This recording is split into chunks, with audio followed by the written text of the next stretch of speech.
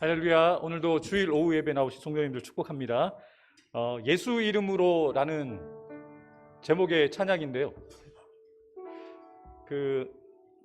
이런 제목으로 된 찬양들이 참 많거든요. 근데 이 찬양은 아마 처음 불러보실 겁니다. 근데 어렵지 않거든요. 저와 함께 우리 같이 함께 찬양하면서 오후 예배를 나가겠습니다.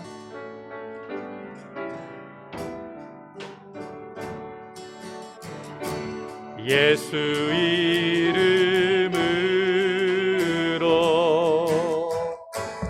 예수 이름으로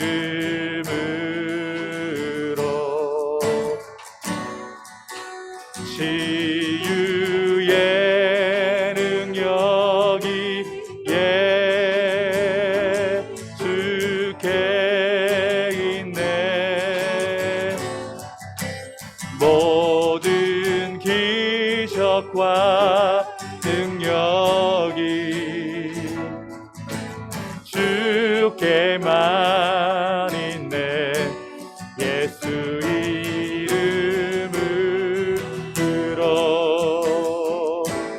예수 이름으로 세상의 빛 세상의 빛 예수 세상의 빛 예수 영원한 생명이 예수께 있네.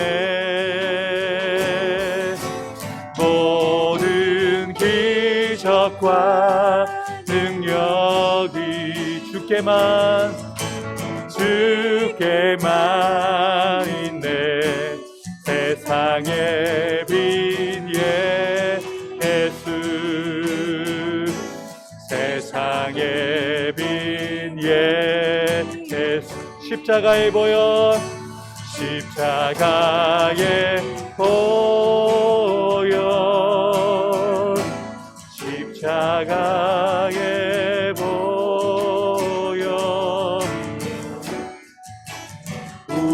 우리의 죄악을 용서하셨네.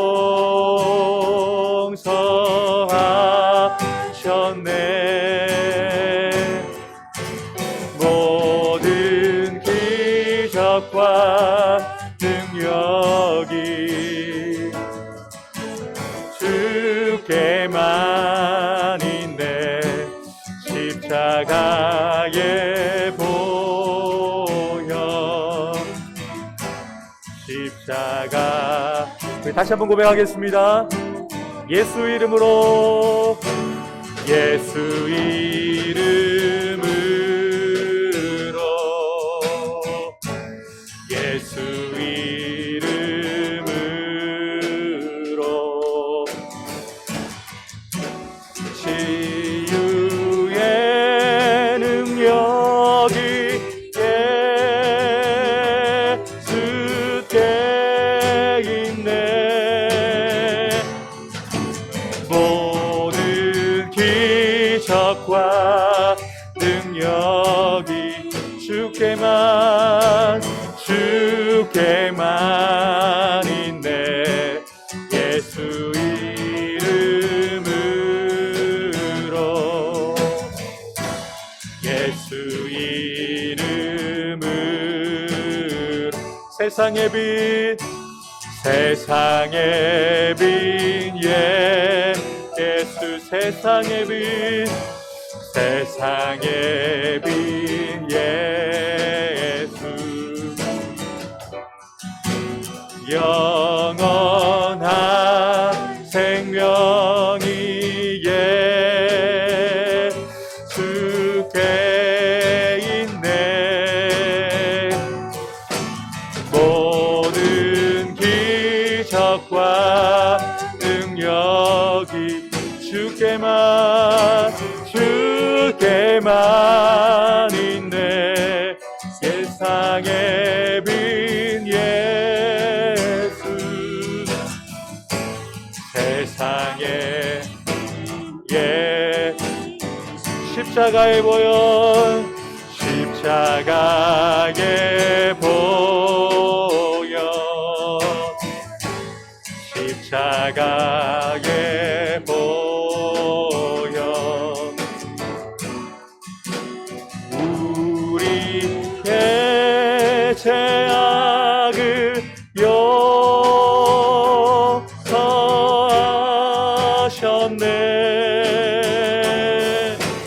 모든 기적과 능력이 주께만 있네. 십자가의 보혈, 십자가의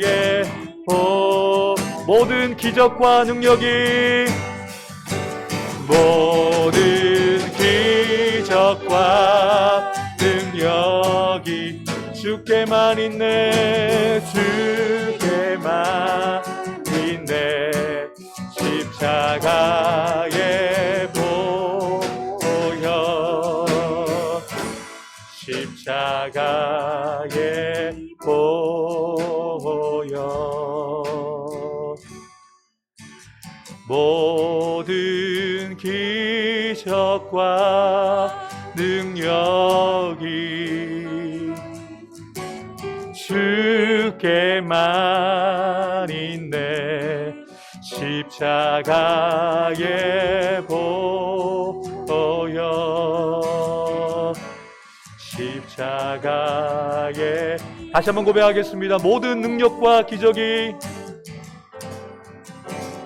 모든 기적과 능력 주께만 있네. 주께만, 예수 이름으로, 예수 이름으로, 예수 이름으로, 예수 이름으로. 아멘. 예수의 이름에 능력이 있음을 믿습니다. 우리 힘차게 예수 이름 함께 다시 한번 힘차게 박수며 찬양하겠습니다.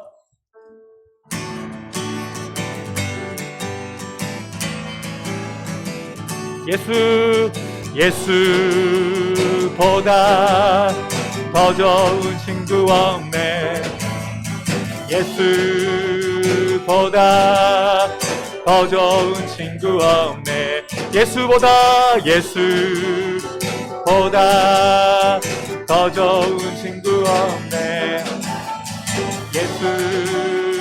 예수보다 더 좋은 친구 없네. 괴로울 때 다가와서 마음의 평화 주는 신실하신 나의 참 친구. 외로울 때 찾아와서 친구가 껴주는 사랑나는 나의 참 친구. 주 예수 사랑하리라. 나의 생명 다할 때까지. 주 예수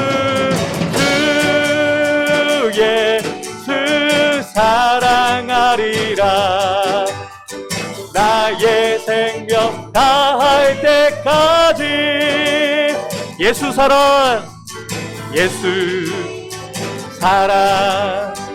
참 좋은 예수 사랑.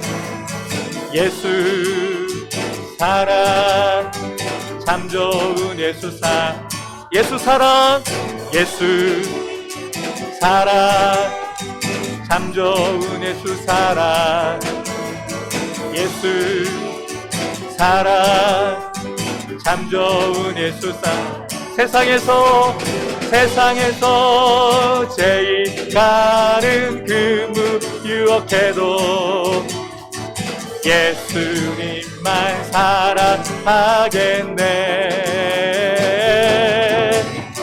세상에서 제일 높은 명예 준다 해도 예수님만 따라가겠네. 주 사랑하리라. 나의 생명 다할 때까지 주 예수 사랑하리라. 나의 생명 다할 때까지 주 예수 사랑하리라. 주 예수 사랑하리라. 나의 생명 다할 때까지 주 예수 사랑하리라.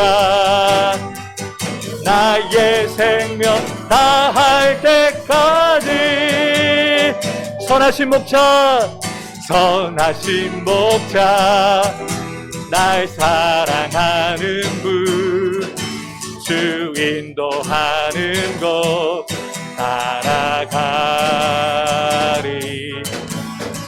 주의 말씀을 나 듣기 위하여 주 인도하는 곳 가려. 선하신 목자 선하신 목자 날 사랑하는 분 주 인도하는 곳 따라가리. 주의 말씀을 나 듣기 위하여 주 인도하는 곳 가려내. 나를 푸른 초장과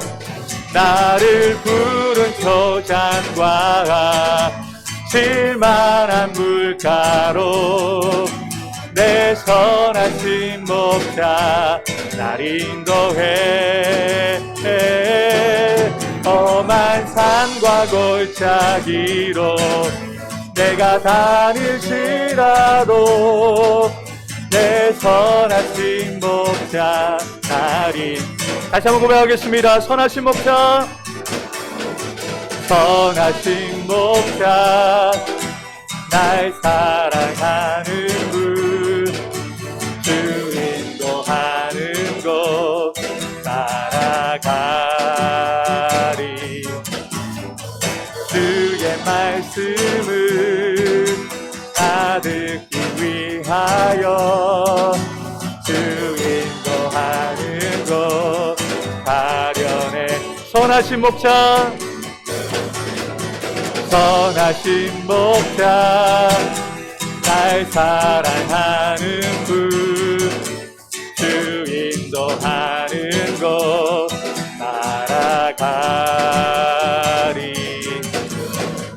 주의 말씀을 나 듣기 위하여 주 인도하는 곳 가려내. 나를 푸른 초장과 실만한 물가로 내 선하신 목자 날 인도해. 험한 산과 골짜기로 내가 다닐지라도 내 선하신 목자 날 인도해. 험한 산과 골짜기로 내가 다닐지라도 내 선하신 목자 날 인도해. 나를 푸른 초장과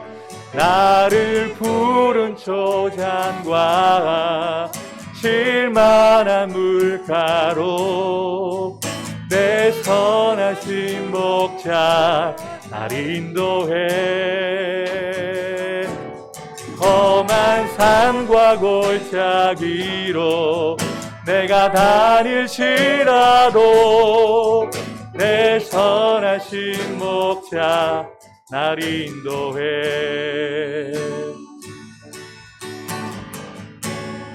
오 나의 자비로운 주여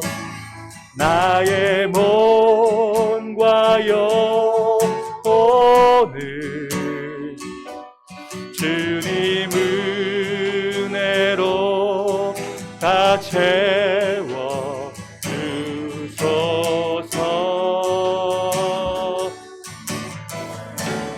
이 세상 외로운 걱정 근심 주여 받아주시고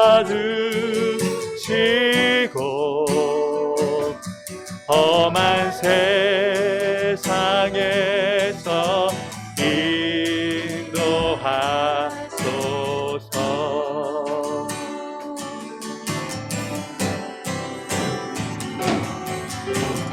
예수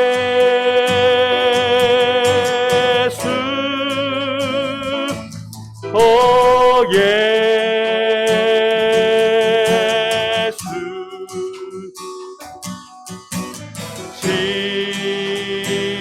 지금 오셔서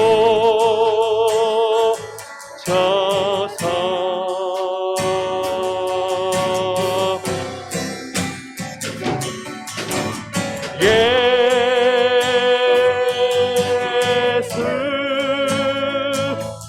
오 예수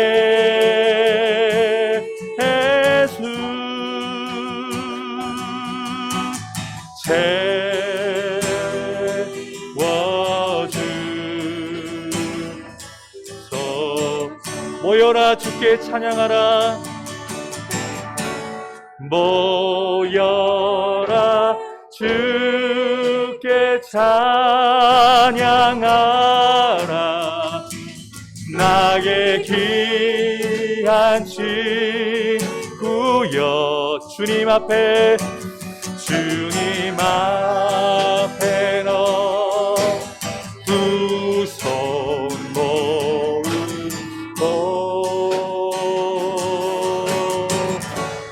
오 너의 슬픈 세상 눈물 너의 쌓인 아픔을 십자가 앞에 모두 버리고 우리 간절히 사모하는 마음으로 주님의 이름을 부르며 나가십시다. 예수 오 예수 예수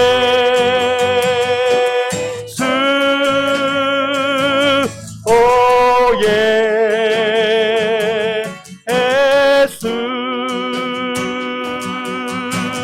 지금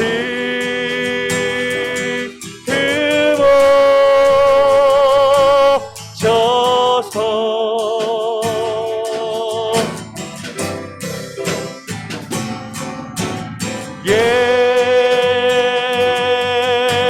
예수 오 예수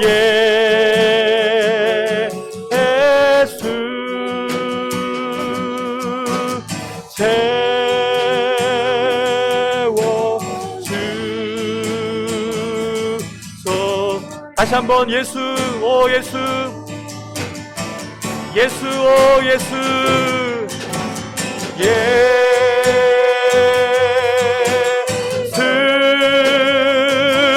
오 예수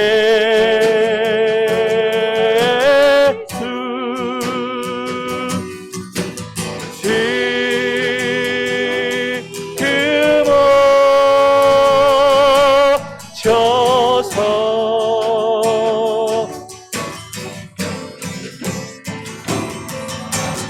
예수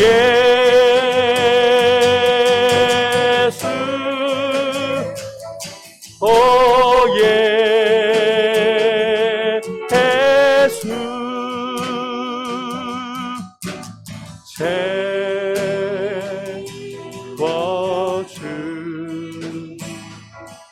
채워주소. 우리 목소리로만 고백하십시다. 예수 오 예수 예수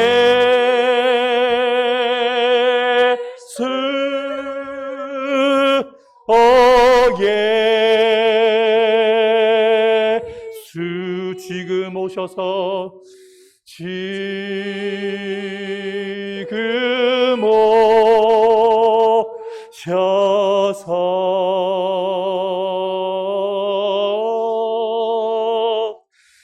예수 오 예수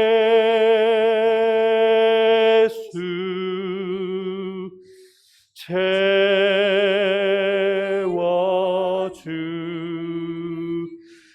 다시 한번 우리의 목소리로 간절하게 구원의 이름, 능력의 이름, 예수님의 이름을 부르 나가십시다.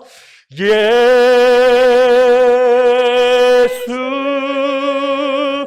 오 예수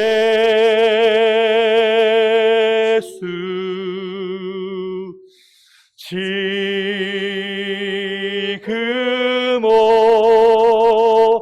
오셔서 예수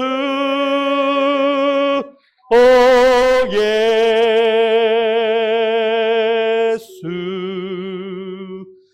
채워주소서. 하나님, 오늘도 주님의 이름을 부르는 거룩한 주의 백성들이 주의 전에 나왔습니다. 주의 이름을 부르는 자는 구원을 얻을 것이라 말씀하셨습니다. 우리의 삶 가운데서 구원이 필요한 여러 문제들이 있습니다. 우리 사랑하는 가족들의 구원의 문제, 우리의 직장과 사업터의 물질의 문제, 또 우리의 자녀들의 앞날에 대한 여러 가지 문제들을 놓고 우리가 간구하고 기도할 때 주님의 구원의 능력과 주님이 치유하시고 회복하시는 그 은혜가 필요합니다. 모든 기적과 능력이 주님 안에 있음을 고백합니다. 세상의 그 어떤 것으로도 채워질 수 없는 우리의 삶의 그 공허함들이 예수 그리스도의 그 능력과 권세로 주님의 그 은혜와 주님의 그 생명으로 충만케 되어지는 우리의 삶이 될 수 있도록 주님께서 은혜를 허락하여 주옵소서. 이 시간 사모하는 심령으로 주의 전에 나온 사랑하는 성도들 한 사람 한 사람 말씀이 들려질 때에 말씀이 들려지고 깨달아지고 믿어지며 그 말씀대로 살아갈 수 있는 힘과 능력과 그 의지가 변화되어지는 놀라운 역사가 있는 이 시간 될 수 있도록 역사하여 주옵소서. 온라인으로 참여하는 성도들에게도 동일한 은혜를 허락해 주시기를 간절히 소망하오며 예수님의 이름으로 간절히 기도하옵나이다. 아멘. 네, 하나님께서 우리에게 주시는 말씀 디모데후서 3장 15절부터 17절까지의 말씀. 네, 오늘 마지막 시간인데요. 네, 가능한 대로 짧은 시간 안에 마무리 짓고 마무리하도록 하겠습니다. 디모데후서 3장 15절과 17절 말씀 다 같이 한 목소리로 합독하겠습니다. 다 같이 읽겠습니다. 시작. 또 어려서부터 성경을 알았나니 성경은 능히 너로 하여금 예수 안에 있는 믿음으로 말미암아 구원에 이르는 지혜가 있게 하느니라. 모든 성경은 하나님의 감동으로 된 것으로 교훈과 책망과 바르게 함과 의로 교육하기에 유익하니 이는 하나님의 사람으로 온전하게 하며 모든 선한 일을 행할 능력을 갖추게 하려 함이라. 아멘. 계속해서 지금 네 번째 시간입니다. 마지막 시간인데요. 원래대로면 지금까지 진행되어졌던 그 강의 내용들이 2시간짜리 강의로 한 타임으로 끝나는 건데요. 나눠서 하다 보니까 조금 쪼개지고 또 다시 복습하고 이러다 보니까 2시간보다는 조금 오버가 됐습니다만 어쨌든 가장 기본적인 내용들을 먼저 말씀을 드리고 나중에 기회가 되면 그 이후에 구약을 알면 스토리가 보인다, 신약을 알면 스토리가 보인다, 다양한 주제들이 있습니다. 그 주제를 가지고 기회가 되면 또 계속해서 나누었으면 좋겠습니다. 큰 주제는 우리가 지난번에도 계속 살펴보았듯이 성경 전체를 66권이죠. 구약 39권, 신약 27권, 전체 1189장으로 이루어진 성경 전체 한 권을 우리가 이해하는데 그 성경의 어떻게 보면 골격, 뼈대를 먼저 우리가 전체적으로 보고 난 이후에 그 뼈대에 맞추어서 성경을 이해하도록 하시면 더 성경을 아시는 데 도움이 될 거라고 생각되어집니다. 성경이 8개의 골격이 있는데 먼저 첫 시간에는 성경의 8골격을 나누기 전에 신약과 구약을 3골격씩 나누었습니다. 처음에 역사, 체험, 그리고 예언, 이렇게 큰 주제, 3가지 주제를 가지고 구약과 신약을 각각 이렇게 나누었죠. 신약과 구약이 서로 39권과 27권으로 이루어졌는데 그 형틀에 맞추어서, 그 틀에 맞추어서 나누어 보면 역사라는 틀, 그리고 체험이라는 틀, 예언이라는 틀에 이렇게 나누어서 구약과 신약의 균형을 이렇게 맞추어져 있다는 것을 볼 수 있었습니다. 그래서 성경의 세 골격에 맞추어서 성경을 보았을 때 이렇게 위에 1번부터 22번까지 기록되어 있는 역사와 관련되어 있는 책자 중심으로 성경은 역사잖아요. 그 역사의 흐름을 따라서 쭉 진행되어지는데 그 밑에 이제 나머지 체험서라든지 예언서들이 그 시대에 맞추어서 그 시대에 활동했던 저자들, 시대에 활동했던 선지자들과 예언자들이 어느 시대에 들어갔는지 거기에 포함시켜서 이해를 하시면 도움이 많이 된다 말씀을 드렸습니다. 여기 보시면 이제 이거 지난번에 제가 그림 파일로 밴드에다가 올려드렸는데요.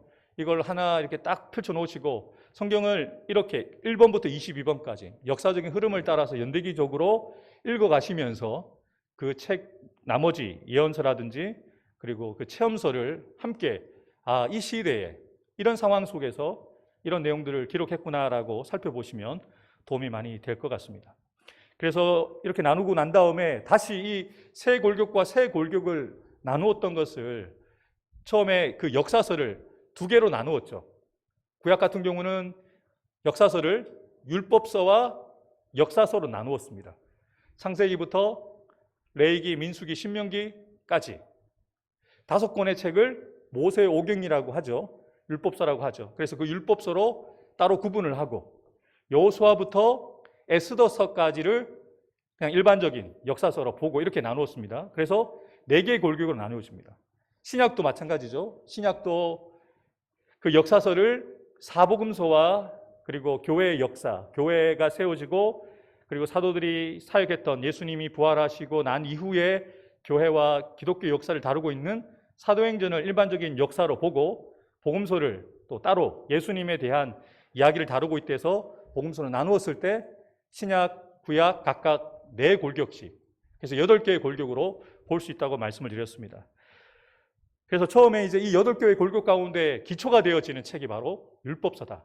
그래서 가장 어떻게 보면 중요한 책이다라고 말씀을 드렸습니다. 왜냐하면 하나님께서 모세를 통해서 이스라엘 백성들에게 직접 주신 율법들이 613가지가 기록이 되어 있습니다. 거기에 하나님 아버지의 생각이 담겨져 있는 것이죠. 특별히 저는 이렇게 말씀을 드렸잖아요. 하나님의 러브레터다. 하나님이 얼마나 자신이 선택하고 구별하신 하나님의 백성에 대해서 특별하실까. 그 마음을 이렇게 법이라고 보시지 말라고 말씀드렸잖아요. 법이 아니라 하나님이 사랑하는 우리의 아들과 딸이 내 백성답게 살아가면서 자신과 함께하는 이 삶을 즐겼으면 좋겠다. 누렸으면 좋겠다. 그러기 위해서 필요한 것이 바로 율법이었습니다. 그래서 이 율법서가 기초가 되어서 시가세가 세워지고 역사세가 세워지고 예언서가 하나의 건물을 이루듯이 이렇게 구약 성경을 이룬다고 말씀을 드렸어요. 그래서 이 율법서가 기초가 되어지고 또 말씀드린 것처럼 창세기에서 하나님의 다양한 성품들을 언급했잖아요. 근데 그 성품들이 성경 전체에 나타나고 있습니다. 그리고 율법서는 개인적으로 모든 그 내용들이 개인적으로 이렇게 개인적인 내용들로 다뤄져 있고 하나님께서 세우신 그 율법의 제정에 대한 이야기들이 기록되어 있고 역사서는 이제는 하나의 민족을 이루게 되어지죠. 하나의 민족을 이루어서 그 이스라엘 민족이 어떻게 살아가고 있는지 정말 이스라엘의 구약의 이스라엘 역사를 기록하면서 하나님의 그 율법을 따라 살아갔을 때는 어떠한 축복을 받게 되어지는지 하나님의 법대로 하나님이 세우신 그 규율대로 살아가지 않을 때는 어떠한 형벌을 받게 되어지는지 이스라엘의 역사를 통해서 표본으로 보여줄 수 있는 게 바로 역사서입니다. 그래서 역사서에는 12권의 책이 있다고 말씀드렸죠. 여호수아부터 쭉 에스더까지 나와 있는데 그 시대가 동일한 시대가 있는 것 아시잖아요.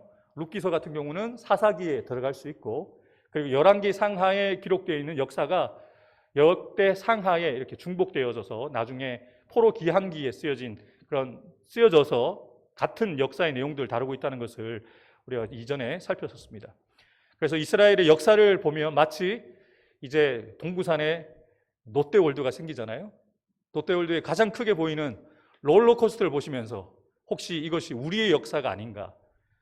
하나님의 은혜가 있을 때는 순종하다가 하나님의 은혜가 조금 우리가 좀 부족해지면, 은혜 지수가 떨어지게 되어지면 동일하게 우리의 삶의 순종 지수도 떨어지는, 이것이 같이 반복되어집니다. 그 내용들이 너무 리얼하게 나와 있는 책이 사사기이죠. 사사기에 보면 자신들이 법일이었잖아요. 하나님이 없는 인생을 살다가 외세의 침입을 받고 어려움을 당하면, 하나님께 도움을 구하면 하나님은 또 그들을 사사를 세우셔서 구원해 주시고, 구원해 주신 다음에 또 삶이 편안해지면 또 다시 하나님을 잊어버리고 하나님을 떠나고 불순종하고, 또 그러면 외세 침입을 받고, 이런 역사들이 계속 반복되어지는 게 마치 롤러코스터를 타는 것 같다. 그래서 이렇게 그림을 이렇게 설명할 수가 있습니다. 시가서, 이제 우리가 체험서라고 말씀을 드리죠. 욥기, 시편, 잠언, 전도서, 아가서까지 이 시가서 5권의 그 시가서는 이제 또 개인적인 내용을 다루고 있지만, 이것이 결국 하나님과 우리와의 관계 속에서 우리가 가져야 될 그런 애틋한 마음들, 그리고 그 마음을 가지고 어떻게 반응해야 되는지를 정확하게 기록을 하고 있죠. 그래서 이 체험서를 읽어보면, 시가서를 읽어보면 어떻게 보면 한편의 문학 작품이죠. 한편의 문학 작품이고, 그 메시지를 전달하는 게 딱딱하지가 않습니다. 읽어보시면 그런 느낌 받지 않으세요? 시편 읽다가 내 이야기다, 내 느낌이다. 뭐 연애 이야기를 담고 있는 아가서 같은 경우도 남녀의 그 애틋한 그 사랑의 이야기를 보면서 지금은 뜨겁지 않으시지만 뜨거울 때, 남편과의 뜨거울 때 그 애틋한 마음을 한번 떠올릴 만한, 우리의 삶 속에서 있을 법한 그런 삶의 이야기들을 배경으로 이것을 하나님과 우리 사이의 관계에서 적용해 가는 것이죠. 예수님도 다른 서기관들과 바리새인들과 종교학자들과 설교가 달랐던 이유가 무엇일까요? 예수님은 딱딱하게 설교하지 않으셨어요. 왜냐하면 예수님이 설교했던 주 대상들은 율법에 대해서 잘 모르는 분들이에요. 종교적인 지식도 많지 않은 분들이었죠. 없는 분들, 가난한 사람들, 배우지 못한 사람들에게 그냥 일상 가운데 들에 핀 꽃을 봐라. 들에 핀 꽃도 하나님이 먹이시지 않느냐. 공중에 나는 새를 봐라. 저 새들도 하나님이 저렇게 입히시는데 하물며 너희일까 보냐. 그러면 삘이 확 오잖아요. 예수님은, 제가 국문학과를 나와서 그런지 모르겠지만 저는 성경을 볼 때 약간 문학적인 해석을 가지고 보거든요. 그게 이제 한 4년 동안이지만 제가 전공을 그걸 했기 때문에 성경을 볼 때 약간 문학적인 사고를 가지고 봐요. 약간 이것을 희곡으로 만들기도 하고 드라마로, 제가 상상해서 드라마로 만들면서 보기도 하는데, 그랬을 때 사람들의 표정을 생각해 보는 거죠. 예수님의 말씀은 너무 어렵지가 않아요. 길을 걸어가다가 예수님이 지난번에 꽃을 말씀하셨지, 꽃도 먹이시는 하나님이신데 내 삶을 먹이시겠지, 이것을 날마다 기억할 수 있도록 예수님은 말씀해 주셨죠. 저는 베드로 형님이 부러울 때가 많아요. 제 영어 이름이 피터예요. 피터 정이거든요. 그래서 인도네시아에 있을 때 한호라고 하지 않고 제가 이렇게 스타벅스에서 주문할 때 대도 안 되는 영어 발음으로 피터 이렇게 했거든요. 그러면 이제 피터 정 이렇게 부르면 제가 갔었는데, 전 베드로를 참 좋아합니다. 성격 급한 것도 비슷하고 실수 많은 것도 저랑 비슷하고. 근데 그 피터에게서 발견할 수 있는 가장 부러운 게 뭔지 아세요? 피터는요, 매일 아침마다 하나님의 은혜를 기억할 수 있었어요. 왜 그럴까요? 닭은 매일 울거든요. 닭은 매일 울잖아요. 여러분, 만약에 예수님과 관계가 회복되지 않았다면 닭이 울음이 불 때마다 트라우마가 있었겠죠. 괴로웠을 거예요. 근데 여러분, 예수님이 그걸 용서해 주셨잖아요. 다시 기회를 주셨잖아요. 내 양을 먹여라, 내 양을 치라. 그래서 용서하셨단 말이에요. 이제는 예수님 앞에 꺼리낌이 없어요. 닭이 울었을 때는 저는 제가 상상해 보건데, 베드로가 아침에 일어나서 닭소리 들을 때마다 예수님이 기억났을 것 같아요. 내가 예수님을 3번 부인했었는데 다시 기회를 주시고 내가 오늘 복음을 위해서 열심히 살아야지 라고 그 마음에 결단을 하고 하루를 시작하지 않았을까라는 상상을 해봐요. 여러분, 우리가 생각해 볼 때, 우리가 생각할 때 이거는 정말 지우고 싶은 기억일 수 있잖아요.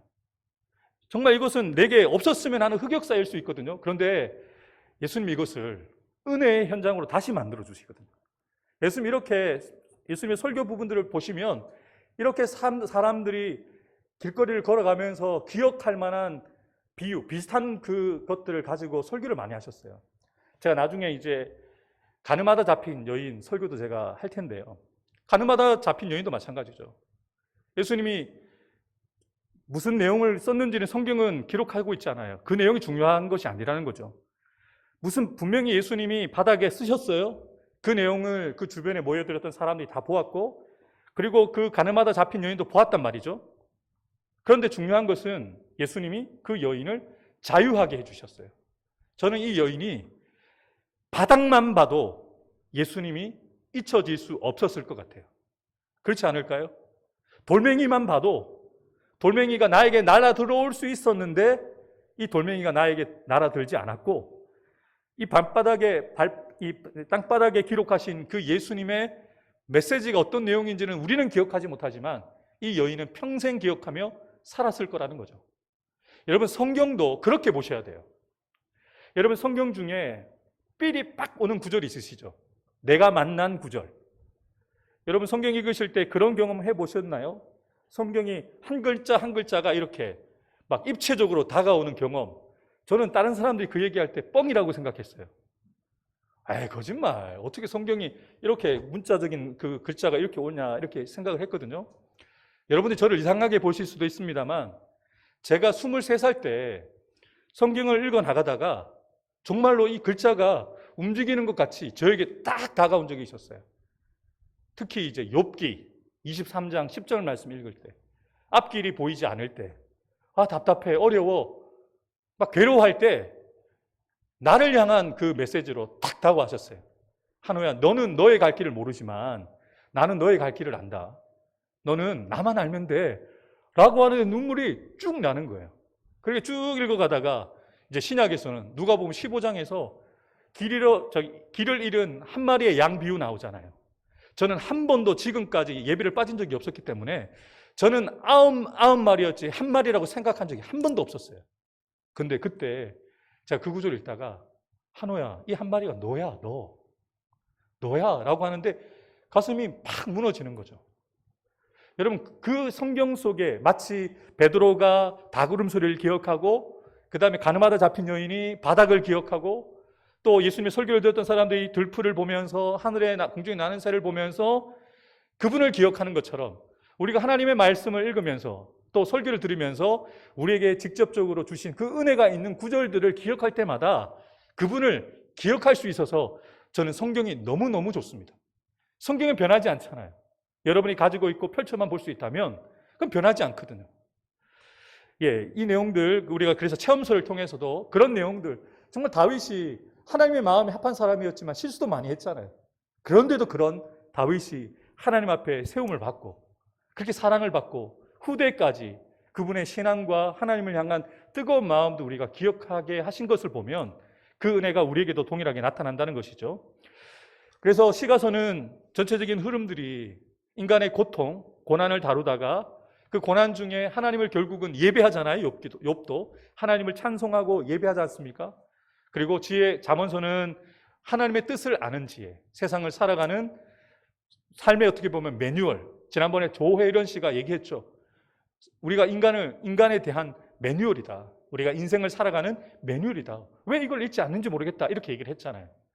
그 내용들이 바로 잠언서에 기록되어 있고 우리의 인생의 목적, 우리가 왜 살아야 되는지, 어디로 가야 되는지 그 내용들을 다루고 있는 책이 전도서다. 그리고 아가서는 우리가 성에 대한 이야기도 나누지만 남녀의 사랑, 그리고 하나님과 우리 사이의 그 사랑에 대한 내용들이 담겨져 있는 책이 바로 시가서다라고 지난주까지 이렇게 말씀을 드렸습니다. 이제 예언서를 보면 예언서의 큰 주제는 무엇이냐면 expect, 기대입니다. 기대. 하나님이 우리를 향해서 가지고 있는 기대, 또한 우리가 하나님을 향하여 갖고 있는 이 기대가 맞아야 된다는 거죠. 하나님이 우리에게 가지고 계시는 기대가 무엇일까요? 우리가 갖고 있는 기대는 각자가 다릅니다. 그런데 하나님의 백성들에게 주시는 그 기대들은 너무너무 분명하죠. 그 내용들이 이사야부터 말라기에 이르기까지 이 여러 분들의 시대도 다양하고 자라왔던 환경도 달랐던 이 예언자들과 선지자들을 통해서 하나님은 자신이 이스라엘 백성들에서 기대하고 있는 것들을 분명하게 말씀해 주고 있는 내용들이 예언서에 기록되어져 있습니다. 그래서 하나님께서 어떤 것을 기대하십니까? 이스라엘 백성들에게 기대하시는 것은 뭐냐면 너희는 내 백성이니 내가 거룩하니 너희도 거룩해야 된다.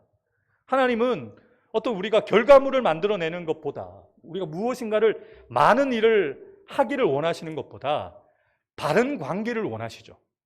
제가 늘 말씀드렸지만 의라는 단어를 말씀드릴 때, justice라는 단어를 말씀드릴 때 어떤 의로운 행위도 중요하지만 그 의로운 행위 이전에 우리가 먼저 주목을 해야 되는 것은 하나님과의 바른 관계가 세워졌느냐가 중요하다고 말씀하시죠. 그래서 하나님은 우리 인간을 창조하신 목적도 하나님과 교제하기 위해서 우리를 지으셨어요. 또 하나님께 우리가 마땅히 드려야 될 찬송을 드리도록 우리가 지음을 받았죠. 그 지으신 목적대로 살아가기를 원하시는 하나님의 기대가 있습니다. 그리고 이스라엘은, 하나님의 백성된 우리들은 하나님에 대한, 하나님 나라에 대한, 그리고 우리를 구원해 주시는 구세주에 대한 기대를 가지고, 그러니까 이것을 잘 기억하셔야 됩니다. 그냥 우리 인간적인 기대를, 하나님에 대한 우리의 인간적인 소원과 기대를 말하는 것이 아니라 하나님의 백성으로서 우리가 가져야 될 기대를 말하는 거죠. 하나님의 나라가 완성되어지는 것, 하나님의 뜻이 이 땅 가운데 이루어지는 것. 우리가 주일마다 주기도문 하지 않지만 우리가 주기도문을 드리잖아요. 하늘의 뜻이, 하나님의 뜻이 하늘에서 이루어진 것 같이 이 땅에서도 이루어지기를 원합니다. 이것이 하나님의 백성들이 드려야 될 가장 중요한 기도입니다. 누구를 통해서요? 우리를 통해서, 하나님의 백성들을 통해서, 교회를 통해서 이 땅 가운데 하나님의 그 선하신 뜻과 계획과 섭리가 이루어지게 해달라. 그래서 하나님의 통치가 이루어지는 하나님의 나라가 이 땅 가운데 세워지기를 기대하는 것이 정상적인 하나님의 백성들이 가져야 되는 기대라는 것이죠. 예수님이 세례 요한에게 세례를 받으시고 처음 선포하셨던 설교의 내용이 무엇입니까? 회개하라, 천국이 가까웠다. 회개하라, 하나님의 나라 천국이 가까이 왔다라고 선포하십니다. 여러분, 천국은 아직 완성되지 않았지만 예수님이 그 말씀을 선포하셨을 때 하나님의 그 주권을, 예수님이 그 주권을 선포하시면서 하나님의 백성들에게 하나님의 나라를 세우고자 하는 그 비전과 소망을 주신 것이죠. 예수의 제자들이, 사도 바울이 결국 한 내용이 무엇입니까? 예수님께서 이루지 못하신 일이라는 표현을 좀 쓰긴 그렇고요. 예수님께서 못다한 그 사명을 그의 제자들과 사도들을 통해서 이루어가기를 원하셨죠. 하나님의 나라를 세워가고 하나님의 뜻이 이루어질 수 있도록. 그래서 복음을 듣지 못한 사람들에게 복음이 전해져서 그들 또한 하나님의 통치를 받는 하나님의 백성이 되게 하는 그 기대를 가지고 그 일을 감당했던 것이죠. 16명의 선지자들을 통해서 이런 비유 들어보셨죠? 포도나무의 비유를 보셨죠? 시온의 포도원에서 괴로워하는 그 포도원 주인의 마음을 표현하면서 하나님께서 포도나무를 심으실 때 정말 좋은 포도나무 열매를 기대했는데 그게 이스라엘 백성들이죠. 그런데 하나님이 원하는 그런 열매를 맺지 못했죠. 비유를 통해서 이사야 선지자들과 다양한 선지자들이 그 이야기를 했는데 결국에는 그럼에도 불구하고 실패한 역사에 대한 실패한 이스라엘 백성들의 이야기이지만 결국 아직 완성되지 않은 하나님의 기대를 오늘을 살아가는 우리를 통해서 이루고자 하는 그 메시지가 지금도 우리에게 전해지고 있는 것이죠. 장래 이일에 대한 예언, 앞으로 이런 일이 일어날 것이다 라는 예언에 대한 말씀도 선지자들을 통해서 주셨지만 결국은 그 선지자들을 통해서 이스라엘 백성들 포로기에 있었던 이스라엘의 멸망과 남유다 왕국의 멸망을 통해서 성벽이 무너지고 성전이 무너진 가운데 살아갈 소망이 없는 그들에게 하나님께서는 선지자들을 통해서 격려해 주시고 다시 회복하실 것이라는 그런 말씀들을 주셨잖아요. 그리고 결국 그렇게 그 일을 이루셨고요. 그런데 결국은 이스라엘 백성들의 역사를 통해서 그런 역사를 통해서 선지자들의 예언들이 이루어졌지만 아직 이루어지지 않은, 아직 남은 하나님의 징계는 여전히 남아있죠. 거기에 대한 예언과 또 거기에 대한 선포가 주어진 책이 바로 예언서라는 것입니다. 자, 신약으로 들어가면 5번째 골격이 있습니다. 복음서. 복음서는 지금 옆에 현현이라고 하는데요. 나타남입니다. 나타남.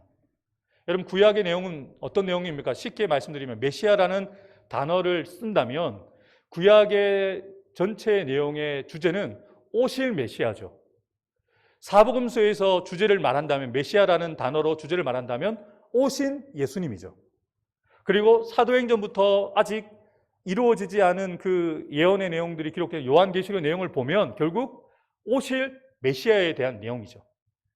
예수님이 초림하신, 나타나신 구약의 예언자들을 통해서 예언되어진 그 내용들이 실제가 되신 분이 바로 예수님이다. 그 내용이 바로 복음서에 기록이 되어 있죠. 구약에 보면 기름 부음 받은 자, 그리스도, 메시아라는 이 직분을, 메시아라는 칭호를 받을 수 있는 사람들, 기름 부음 받았던 사람들이 세 종류가 있었잖아요. 왕, 선지자, 제사장이 그 기름 부음을 받았죠. 그런데 그 모든 그 역할을 감당하시는 분으로, 왕으로, 제사장으로 말씀을 이루시는 분으로 예수님이 이 땅에 오셨다라는 그 내용이 사복음서에 기록되어 있는 내용들입니다. 그런데 여러분 나중에 이제 시간이 되어지면 설명을 드리겠지만 말라기 선지자와 세례 요한이 나타나기 전까지 400년 동안 침묵기가 있어요.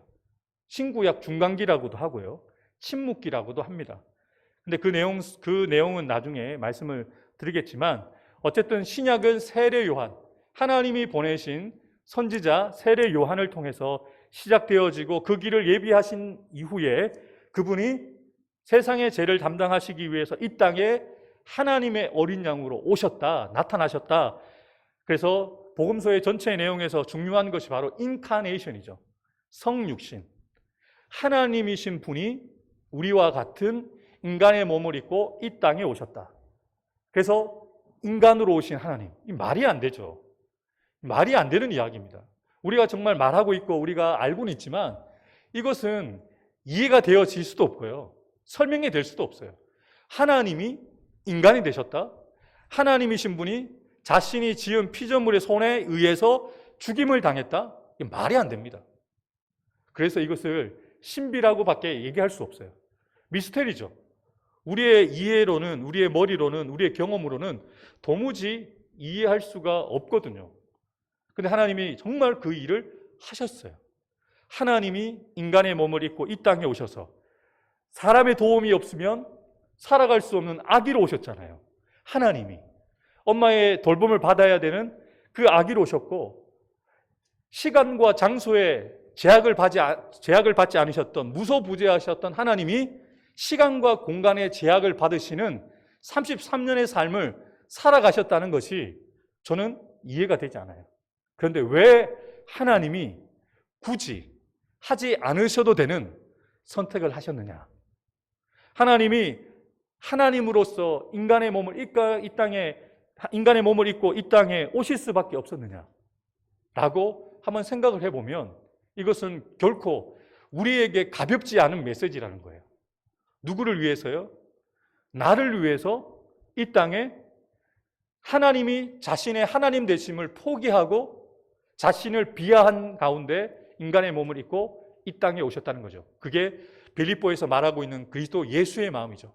하나님과 동등됨을 취하지 않으시고 자기를 비워 우리와 같은 종의 형체를 가지사 우리와 같이 되셨다라고 말씀하시잖아요. 사도 바울은 이 이야기할 때 그냥 기록한 내용이 아니에요. 그 똑똑한 사도 바울이 가말리엘 문화에서 그렇게 고등 교육을 받았던 사도 바울이 도무지 이해될 수 없는 내용이에요. 어떻게 그 구약에서 정말 그 종교학자들이, 종교 지도자들이 말하는 그 정말 신성하신 하나님이 인간의 몸을 입고 이 땅에 오실 수 있는가? 말이 안 되는 내용이거든요. 그런데 사도 바울은 그분을 만났잖아요. 그분을 만나고 그분을 전하면서 정말 이것은 복음 중에 복음인 것이죠. 하나님이신 분이 자기를 비워, 여러분 중요한 것이 자기 자신이 스스로가 선택하셨다는 거죠. 자기를 비워 하나님과 동등됨을 본인이 포기하시고 이 땅에 오셨다 라고 사도 바울은 얘기합니다. 이것이 그리스도 예수의 마음이다. 여러분 이 마음을 누가 받아야 되냐면 우리가 받아야 돼요. 이 마음이 누구를 향하여 있느냐? 나에게 나타나야 된다는 것이죠. 여러분, 그냥 농담 삼아서 이런 얘기를 합니다. 복음서가 4개 복음서가 아니라 5개의 복음서가 있다. 마태, 마가, 누가, 요한. 그 다음에 내가복음. 그러니까 내가 좋아하는 것만 쫙 모아가지고 모아놓은 복음서라고 해서 내가복음이라고 좀 부정적으로 얘기할 때 내가복음이라고 얘기를 하죠. 근데 저는 긍정적인 표현으로 말하고 싶어요. 그 복음이 기록되어 있는 로고스의 말씀이 나의 복음이 돼야 돼요. 여러분, 로마서 지난주에 묵상하면서 읽었던 구절 중에 사도 바울이 이렇게 얘기해요. 나의 복음의 이른 바와 같이. 사도 바울은 그 복음을 나의 복음이라고, 마이 가스펠이라고 얘기를 해요. 그 복음이 남의 이야기가 아니라 그리스도 예수의 마음이니라고 말할 때 사도 바울은 그것을 기록하면서 그 마음이 나를 향한 마음이라는 그 감동을 가지고 썼단 말이죠. 그럼 우리는 어떻게 받아야 될까요? 아, 사도 바울이 깨달은 복음이구나 라고 받는 것이 아니라 나에게 주시는 그 복음으로 나에게 나타나야 된다는 것이죠. 그래서 사복음서 마태, 마가, 누가, 요한복음, 공간복음과 요한복음을 통해서 우리가 보아야 되는 것은 하나님이신 그분이 이 땅에 오신 그 성육신하신 예수님이 나에게 나타나야 되는 거죠. 기록되어 있는 로고스의 말씀으로 나타나고 그 구약의 예언이 성취되었다는 것으로 만족하는 것이 아니라 그 복음이 나의 복음이 되고 그 예수님의 현현이, 인카네이션이 우리에게 나타나서 우리는 이제 우리의 인간의 몸으로 살아가지만 우리 안에 내주하시는 성령의 도우심을 받아서 우리가 예수님처럼 살아가는 것이죠. 예수님이 우리처럼 되신 것처럼 이제는 우리가 어떻게 살아야 되죠? 우리가 이제 예수님을 닮아가는 자가 되어줘야 되는 거죠. 오늘 우리 아동부 아이들과 나눈 내용이 무엇이냐면 사도 바울에 대한 설교를 했거든요. 근데 어떤 본문 말씀을 가지고 나눴냐면 내가 그리스도를 본받는 자가 된 것 같이 너희는 나를 본받는 자가 되라. 고린도전서 11장 1절 말씀을 가지고 아이들과 나눴어요. 너무 황당하고 너무 거창한 말씀이잖아요. 그죠? 여러분, 우리 중에 제가 예수님을 닮은 것처럼 여러분들은 나를 닮으세요 얘기하면 제가 사이버 교주가 될 거예요. 근데 여러분, 이것을 우리가 정말 고백할 수 있어야 돼요. 사도 바울이 저는 자기 자랑하기 위해서 내가 그만큼 예수님을 많이 알고 내가 많은 주님의 일을 했기 때문에 너희들이 나를 알아줬으면 좋겠다라고 자랑하듯이 그 내용을 썼을까요? 저는 그렇게 생각되지 않아요. 정말로 사도 바울은 자신의 삶을 통해서 예수님을 정말 나타내기를 원하고 자신의 삶을 통해서 예수님만 나타나기를 원해요. 자기가 모든 것을, 자기가 즐겼던 것들, 좋아했던 모든 것들을 배설물로 여기면서 그리스도만이 나의 삶을 통해서 존귀 여김을 받으시길 원합니다라고 고백했잖아요. 그게 거짓말이 아니잖아요. 진짜잖아요. 그러다 보니까 고린도전서 11장 1절에 자기 고백으로 드리고 있는 나는 그리스도를 본받는 자 될 테니까 눈에 보이는 너희는 나를 본받는 자 되라. 그럼 그 내용이 뭐예요? 나는 예수님을 닮고 너희가 나를 닮으면 우리 같이 예수님을 닮는 자가 되는 거야. 이거 아니겠어요? 결론은 사도 바울에게 주목하게 만드는 것이 아니라 예수님께 주목하게 만드는 거예요. 사도 바울을 저렇게 복음의 귀한 종으로 만드신 그 예수님을 나도 저렇게 살아야지 라고 고백하게 되는 것이죠. 사랑하는 성도 여러분, 복음서에 기록되어 있는 그 내용들이 여러분의 복음이 되기를 주님의 이름으로 축복합니다. 구약의 예언이 성취되어서 복음서에서 나타냈던 그 복음의 예언의 성취가 우리의 삶을 통해서 우리로 인하여서 성취가 되어져야 된다는 것이죠. 그러면서 복음서의 이야기는 이제 이렇게 이어집니다. 복음서는 전체 4권으로 이루어져 있지만 그 내용들이 결국은 예수님의 삶을 통하여서 유대인뿐만 아니라 결국은 이제 이방인들 또 그 일을 위해서 세우신 예수의 제자들과 사도를 통해서 이제 그분이 가지고 계시는 꿈, 비전들이 이루어가는 그 과정들이 이제 사도행전으로 이어서 이루어지게 되어 있죠. 자, 사도행전을 보면 한 권으로 된 책이지만 하늘에 계신 그리스도, 그리고 예수님이 그 부활하시고 이 땅에 40일 동안 계시면서 제자들에게 하나님 나라의 복음을 전하시고 난 이후에 되어진 일들을 이제 쭉 펼쳐 나가는데 우리 지금 사도행전을 금요일마다 보고 있지만 그 사도행전 흐름들이 사도행전 1장 8절의 흐름, 예루살렘과 온 유대와 사마리아와 땅끝까지 이르는 그 과정들이 순차적으로 사도행전에 펼쳐지고 있다. 그리고 사도행전 28장은 열린 마무리로 끝나지 않은 to be continue, 계속되고 있다. 이 사도행전의 역사는 28장에서 기록은 끝났지만 29장이 있다. 우리를 통해서 그 사도행전의 역사들이, 성령의 역사들이 우리를 통해서 이루어지고 있다라는 그 내용들이 다루어진 책이 바로 사도행전이라는 거죠. 그래서 사도행전에서 중요한 포커스는 교회입니다. 그 일을 개인이 이루는 것이 아니라 신앙의 공동체인 교회를 통해서 함께 성장하고 함께 그 미션을 이뤄가는 그 중요한 그 그림들을, 밑그림들을 사도행전을 통해서 보여주고 있는 것이죠. 바울은 이 그리스도의 새로운 몸의 교회에 대해서 설명을 후대에 했죠. 유대인과 이방인의 구별을 없앱니다. 그래서 300년이 지나고 난 다음에, 이 초대교회가 세워지고 난 다음에 300년이 지나고 난 이후에 교회라는 그 단어가 세상에서 그리스도를 믿는 성도들이 아니라 성도들로 이렇게 보여지는 일들이 나타나게 되죠. 그래서 우리가 보편적인 교회로 시작되어지는 그날, 보편적인 예루살렘과 유대와 사마리아와 땅끝까지 이르는 그 본편교회가 세워지는 그 교회가 세워지는 그날, 지역교회도 함께 세워졌죠. 예루살렘 교회. 그리고 다양한 교회들이 세워지면서 마치 거점 지역들이 나누어져서 하나님이 예수 그리스도를 통해서 그의 제자들과 사도를 통해서 이루고자 하는 그 거룩한 지상 대명령이 이루어질 수 있도록 교회를 통해서 형성되고 있는 그 내용들을 사도행전을 통해서 보여주고 있습니다. 그 다음에 7번째 골격은 서신서지요. 서신서를 보면 로마서부터 유다서까지 기록되어 있는 이 신약의 서신서들을 보면 서자랄 붙어 있기 때문에 서신이잖아요. 그러다 보니까 오늘 이제 우리 청년들도 이제 진화를 위해서 이렇게 편지를 조금씩 썼거든요. 그 편지를 쓰면서 중요한 내용은 정보 전달이 아니잖아요.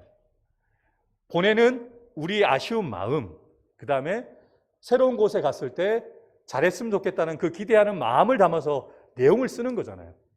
서신서, 그런데 이 신약에 기록되어 있는 서신서에는 그 마음과 함께 권면이 함께 들어가 있어요. 하나님의 백성들이 교회로서 또 교회를 이루는 성도로서 하나님이 원하시는 그 뜻을 이루어가기를 원하는 중요한 권면들이 각 서신서에 기록되어져 있죠. 여러분 질문 하나 드려보겠습니다. 시간 많이 됐기 때문에 이제 거의 마무리해야 될 것 같은데요. 구약의 모세를 통해서 주신 하나님께서 주신 계명이 613가지거든요. 그러면 신약에 기록되어 있는 신약에 나타나고 있는 계명, 명령은 몇 가지일 것 같아요? 613개면 예수님이 그 계명을 완성하러 오셨기 때문에 그 숫자가 줄어들었을 것 같거든요. 신약에 기록되어 있는 계명, 명령이 1051가지가 있습니다. 그것을 찾아보시면서 읽어보시면 도움이 될 거예요. 그러니까 그 명령이라는 것이 명령으로 받지 마시고 우리가 하나님의 백성으로 바르게 살아갈 수 있는 그 방법을 알려준다라고 생각하시면서 신약에서 말하고 있는 권면들, 어떻게 보면 명령이기도 하지만 권면인 내용들을 찾아보시면서 읽어보시면 여러분의 신앙이 성장하는 데 유익할 거라고 생각되어집니다. 그래서 어떻게 보면 서신서에서 나오고 있는 이 모든 권면들, 하나님의 그 말씀들을 받아들이는 사람의 마음밭에 따라 결과가 확연하게 달라지죠. 여러분 이 네 가지 마음밭 비유 아시잖아요. 길가, 돌짝밭, 가시떨기밭, 좋은 땅. 이 비유에서 예수님 말씀하셨던 이 비유에서 결론이 무엇입니까? 씨앗에는 문제가 없다. 말씀에는 문제가 없다. 문제가 어디에 있다는 거예요? 그 씨앗을 받아들이는 땅의 문제다라고 지적을 하거든요. 그 좋은 땅도 30배, 60배, 100배의 결실을 맺게 되기 때문에 결국 땅의 종류가 4가지가 아니라 6가지 종류예요. 길가, 돌짝, 가시떨기, 30배, 60배, 100배. 6개의 등급으로 나눌 수 있거든요. 어떤 땅이 되느냐에 따라서 말씀을 들을 때 그 말씀을 가지고 어떻게 사느냐에 따라서 결과들이 확연하게 달라진다는 것이죠. 같은 현장에서 예배를 드려도, 같은 현장에서 같은 말씀을 들어도 은혜가 같을 수가 없다는 것이죠. 여러분들이 말씀을 읽고 그리고 그 말씀을 새기면서 여러분들을 향한 하나님의 그 뜻을 온전히 발견하고 그 말씀대로 살아가기 시작하면 그 말씀을 통한 삶에 나타나는 하나님의 그 생명력들이, 그 능력이 남다르게 나타날 수 있다는 것을 기억하시면서 말씀을 보셨으면 좋겠습니다. 복음서와 사도행전에서는 역사 그리고 과거에 초점을 맞추고 있다면 서신서는 기독교에서 가장 중요하게 다루는 기본적인 교리들을 다루고 있으면서 현재 우리의 삶에 우리가 어떻게 신앙인으로서 살아가야 되는지에 대한 내용들을 아주 디테일하고 구체적으로 다루고 있죠. 그 내용들이 서신서에 기록이 되어 있습니다.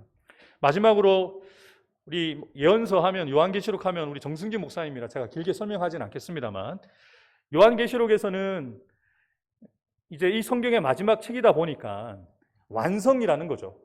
아직 완성되지 않았지만 완성되어질 밑그림을, 청사진을 보여주는 것이죠. 자, 창세기와 계시록을 같이 보셔야 됩니다. 그러니까 큰 그림 안에서 창세기는 모든 것의 시작을 서술하고 있죠. 어떻게 시작되었는지. 근데 신약의 예언서이자 마지막 책인 요한계시록은 모든 것의 완성을 다루고 있습니다. 이제 완벽하게 이루시는 하나님의 그 역사를 보게 하는 거죠. 창세기에서는 사단과 죄에 의해서 훼손되었었습니다. 하나님과의 관계도 깨어지고 또 자연도 환경도 깨어졌었는데, 신천지가 쓰는 단어가 조금 좋지 않지만 성경에 나오는 좋은 단어잖아요. 새 하늘과 새 땅에 대한 이야기들이 요한계시록에 있죠. 그래서 하나님께서 원래 처음에 창조하신 의도대로 완벽하게 하늘을 새 하늘과 새 땅으로 완벽하게 복원하는 그 내용들이 바로 요한계시록에 기록되어 있습니다. 여러분, 요한계시록을 다양한 사람들이 해석하는 그 관점에 따라서 해석이 조금씩 다를 수가 있습니다만 부정할 수 없는 두 가지 사실이 있습니다. 무엇이냐면, 하나는 세상 최악의 날이 다가온다. 이 심판이라는 거죠. 또 다른 하나는요, 세상 최고의 날이 다가온다. 이것은 하나님 앞에서 어떤 믿음을 가지고 그 날을 준비하느냐에 따라서 다르겠죠. 하나님 없는 사람에게는 세상 최악의 날이 될 것이고, 하나님의 아들을 믿는 그 믿음이 있는 자에게는 그 날이 정말 가장 최고의 날이고 행복한 날이 되겠죠. 그러면 이것이 중요합니다. 그 날은 모든 사람들에게 동일하게 주어지는데 그 날을 준비하고 맞는 사람이 어떠한 마음과 어떠한 준비를 하느냐에 따라서 결과가 다르다는 것이죠. 그래서 요한계시록은 좋은 소식과 나쁜 소식이 함께 공존하고 있습니다. 하나님께서 나쁜 소식을 먼저 전하시죠. 성과 악의 전면적인 싸움이 있을 것이고 이것이 이 땅에 온통 이루어지게 되면서 끔찍한 재앙과 파괴가 이루어질 것이고 많은 사람들이 목숨을 잃게 되는, 핍박을 당하고 죽임을 당하는 일이 분명히 있을 것이라고 예언을 합니다. 그런데도 이 사람들이 문제는 하나님 앞에 회개하지 않고 돌이키지 않죠. 그러나 이러한 어려움을 당할 때 승리의 주가 되시는 예수 그리스도께서 일어나셔서 하나님과 하나님 백성들 앞에 이 모든 악한 세력들을 무릎을 꿇게 하시죠. 그리고 이제 좋은 소식이 우리에게 주어지는 것이죠. 그래서 그분이 하나님께서 처음 세우셨던, 의도하셨던 그 세상을 회복하시고 그 나라에서 우리가 그분과 함께 영원히 살게 될 것이다라는 그 내용들을 바로 계시록에 다루고 있습니다. 성경이 시작할 때와 같이 똑같이 끝나게 된다는 것이 바로 이런 의미를 가지고 있습니다. 사랑하는 성도 여러분, 두 명의 인간이 아담과 하와를 통해서 깨어졌던 세상의 시작이 이제는 수를 헤아릴 수 없는 수많은 성도들이 함께 하나님과 얼굴을 맞대고 교제하는 날이 온다는 거죠. 시작은 아담과 하와로 시작되었던 교제가 깨어졌었는데 예수 그리스도로 인하여서 이제는 예수님을 믿는 수많은 하나님의 거룩한 백성들이 하나님 존전 앞에 서서 그분의 얼굴을 뵙고 그분을 예배하고 교제하는 완벽한 완성을 이루어 가신다는 내용이 바로 요한계시록입니다. 사랑하는 성도들, 이제 마무리하겠습니다. 조금 많이 길어졌는데 여러분, 하나님께서 우리에게 성경을 주신 이유가 무엇일까요? 분명히 하나님께서 우리에게 33명의 저자를 통해서 1600년이라는 기간 동안 다양한 시대에, 다양한 환경에, 다양한 직업을 가지고 다양한 언어를 가진 사람들이 성경을 쓰게 하셨거든요. 근데 이 성경이 지금까지 우리의 손에 전해져서 우리가 읽고 있고 그것을 묵상하고 있고 우리의 시대와는 조금 다른 것 같지만 왜 이 말씀을 우리가 읽고 묵상하게 하신 것일까요? 그것은 앞서 창세기를 말씀드리면서 이야기한 것처럼 성경을 주신 이유는 말씀하고 싶으신 거죠. 말하고 싶은 거예요. 대화하고 싶으신 거죠. 자신의 뜻을 우리에게 보여주기를 원하신 것이죠. 사실 성도 여러분, 하나님이 먼저 손을 내미신 거예요. 너희를 향한 나의 뜻은, 나의 마음은 이것이다 라고 좀 두껍고 글자 많은 책이지만 하나님이 이미 우리에게 주셨어요. 너희를 향한 내 생각은 이러하다. 내 마음은 이러하다. 내 생각과 내 마음을 너희가 알아주기를 원한다. 그리고 너희의 생각과 마음도 나에게 알려달라. 그리고 함께 교제하며 하나님과 교제하는 기쁨을 누리면서 이 땅을 살아가는 그 기쁨을 누릴 뿐만 아니라 영생에 대한 소망을 가지고 살아가는 하나님의 백성으로 살아가도록 하나님이 우리를 위해서 이 성경을 주신 것이죠. 그런데 제가 첫 번째 시간에도 말씀드렸듯이 가장 많이 팔린 베스트셀러이고 예전과 달리 우리의 손에 저도 성경만 제 사무실에만 성경이 3권이 있어요. 쉬운 성경, 메시지 성경, 개역 개정 성경, 영어 성경 4권이 있거든요. 성경은 많이 우리 손에 있습니다만 중요한 것은 아까 제가 적용을 하면서 말씀드렸던 것처럼 그 말씀이 마이 가스펠이 돼야 된다는 거죠. 나의 복음, 내가 만난 말씀, 나의 말씀들이 차곡차곡 쌓여져서 내가 누군가에게 하나님에 대한 이야기를 할 수 있는 나의 복음이 만들어져야 된다는 것이죠. 다른 성경책을 만들라고 말씀드리는 게 아니고 있는 하나님의 말씀 중에 나에게 주신 말씀, 내가 삶을 통해서 직접 경험하고 만나고 정말 내가 증거할 수 있는 분명한 그 증거들이 있는 말씀들을 차곡차곡 쌓아서 그 말씀들을 쌓아서 그것을 나누며 전하며 하나님을 증거하는 삶을 살아가기를 원하시는 것이죠. 저는 소망이 있는 것은요, 성경 기자들에게 영감을 주셔서 성경을 기록하셨다면 우리에게도 그 영감을 주셔서 성령께서 우리에게 말씀을 듣도록 깨닫도록 그 말씀을 이해하도록 도우실 것입니다. 그 마음을 가지고 성경을 조금씩 더 읽고 또 묵상하고 알아가며 그분을 더 많이 알아갈 수 있는 나의 복음을 사도 바울처럼 자랑할 수 있는 저와 여러분들 되기를 주님의 이름으로 축복합니다. 기도하겠습니다. 하나님 아버지, 참으로 감사합니다.